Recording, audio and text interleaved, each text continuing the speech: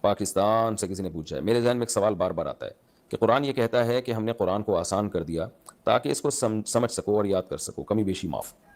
لیکن کوئی ایسی حدیث یا قرآن کا حوالہ پیش کریں جس سے دل کا یہ وہم دور ہو جائے کہ دینی مسائل میں مفتی عالم جیسے لوگوں سے مشورہ کیا جائے، یا پھر کوئی نبی کے دور میں بھی اس طرح مفتی عالم وغیرہ ہوا کرتے تھے، نبی کے دور میں کیوں نہیں ہوا کرتے تھے؟ عبداللہ بن مسعود تھے، عبداللہ بن عباس تھے، جابر بن عبداللہ تھے، معاذ بن جبل تھے، ابو بکر، عمر، عثمان، علی رضی اللہ عنہم تھے، حضرت عائشہ تھیں، یہ مخصوص لوگ تھے جن سے لوگ مسائل پوچھا کرتے تھے، حضرت ابو دردہ تھے، حضرت ابو ہریرہ تھے، تو یہ مخصوص لوگ تھے جن کے نام انگلیوں پہ گنے جا سکتے ہیں، ان لوگوں سے دیگر صحابہ مسائل پوچھا کرتے تھے۔ مصنف ابن ابی شیبہ میں، مصنف عبدالرزاق میں اصحاب کے فتاوی بھرے ہوئے ہیں کہ صحابہ آتے تھے اور ان سے مسائل پوچھا کرتے تھے۔ بعض تابعین میں اتنے بڑے علماء تھے کہ بعض صحابہ ان تابعین سے مسئلہ پوچھا کرتے تھے، ایسے بھی مثالیں ہمیں ملتی ہیں۔ تو یہ تو ایک حقیقی بات ہے۔ باقی یہ جو ہے کہ قرآن میں اللہ تعالیٰ نے فرمایا کہ ہم نے قرآن کو آسان کر دیا ہے۔ دیکھیں قرآن میں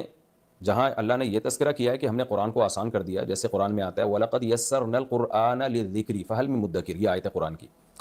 لیکن اسی طرح قرآن میں ایک اور آیت بھی ہے وَأَنزَلْنَا إِلَيْكَ الذِّكْرَ لِتُبَيِّنَ لِلنَّاسِ مَا نُزِّلَ إِلَيْهِمْ وَلَعَلَّهُمْ يَتَفَكَّرُونَ۔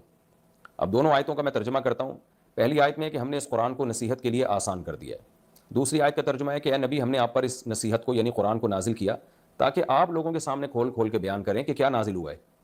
وَلَعَلَّهُمْ يَتَفَكَّرُونَ، اور پھر یہ لوگ غور و فکر بھی کریں، اس میں تدبر بھی کریں۔ تو پہلی آیت سے پتہ چل رہا ہے کہ اللہ نے آسان کر دیا ہے، اب نبی کی ایکسپلینیشن کی ضرورت ہی نہیں ہے۔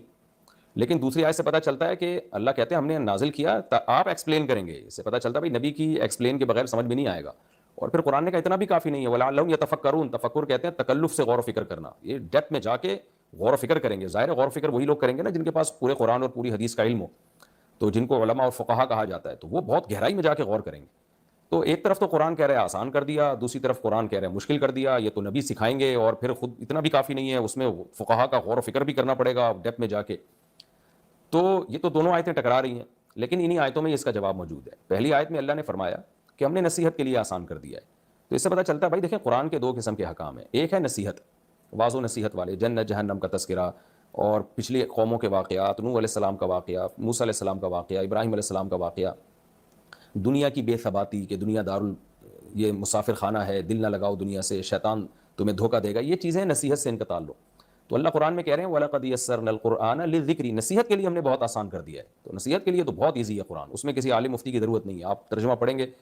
آپ کو سمجھ میں آتا چلا جائے گا، آپ کا دل ہل جائے گا جب موت کی باتیں ہوں گی، میدان حشر کی باتیں ہوں گی، اللہ کی قدرت کے دلائل ہیں کہ ہم نے کیسے شہد کی مکھی سے